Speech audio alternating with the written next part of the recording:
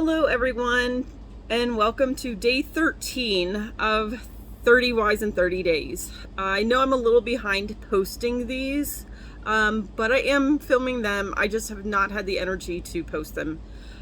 Today, I had all great plans. I was going to work for an hour, I was going to run to the grocery store, go to the post office, and do a couple little other side errands, and just as I was about to leave, I checked the cabinet to grab a snack, and ants were all over my kitchen cabinets. If you know me, you know in the past that I have dealt with bed bugs, not the bug you want to deal with. And ever since then, when it comes to any sort of infestation of any sort, ants, stink bugs, whatever, I go into panic kill mode. I just go into, they gotta get out, as soon as possible. And my plans were completely derailed today. I got nothing done. The RV is a hot mess because everything is out of those cabinets.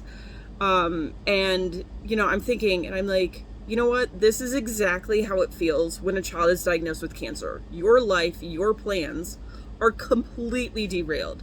The plans that you had for later that day, gone. The plans you had for that night, gone. The plans you had for later that week or that month, gone. Because now your focus is on survival mode as well. You go into kill those cancer cells, get rid of them, and help my child live. So, it's one of those things that I kind of saw just a connection between how I felt today and how, you feel when you are diagnosed with cancer. And it also felt like a never-ending battle as well. We've had ants in the RV for the past week, and they just will not die. They will not disappear. They will not go away. They just show up somewhere new.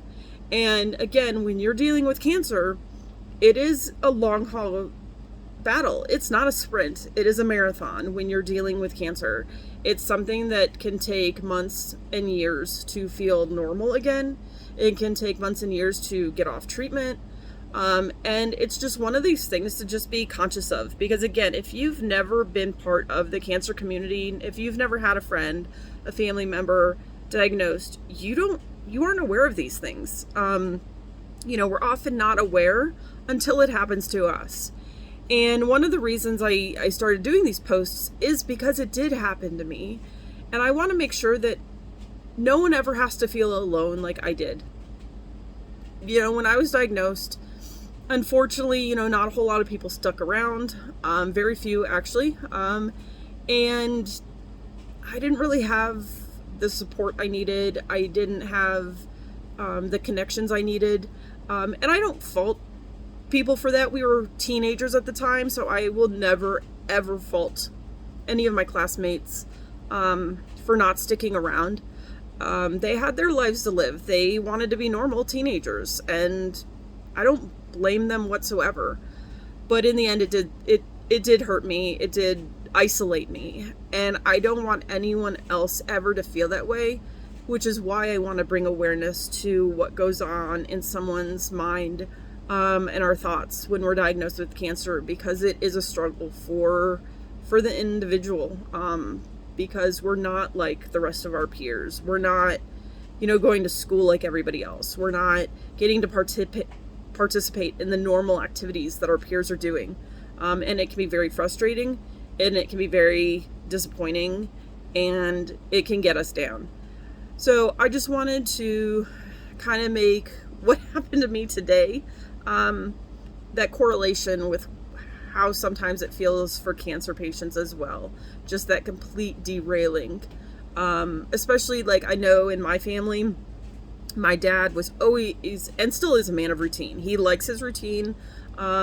He likes knowing exactly what is going to happen. And my diagnosis taught my dad flexibility, because we would make plans to go visit family and go attend family functionings. And next thing you know, it would be that morning that we were supposed to leave, and I'd be feeling horrible. And my mom and I would end up staying home, while my brother, my dad, and my sister would end up going to these family functions without us.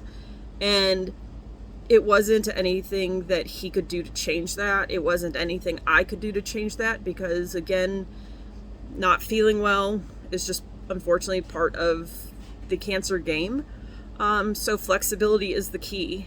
And, you just have to learn to live this new unwanted life, realizing that and praying that it is only temporary, and knowing that one day that you will return to a life that isn't what you thought it would be, but it's a life that you have and are grateful for the fact, because not everybody does get a chance to have that second chance and have that second chance at life.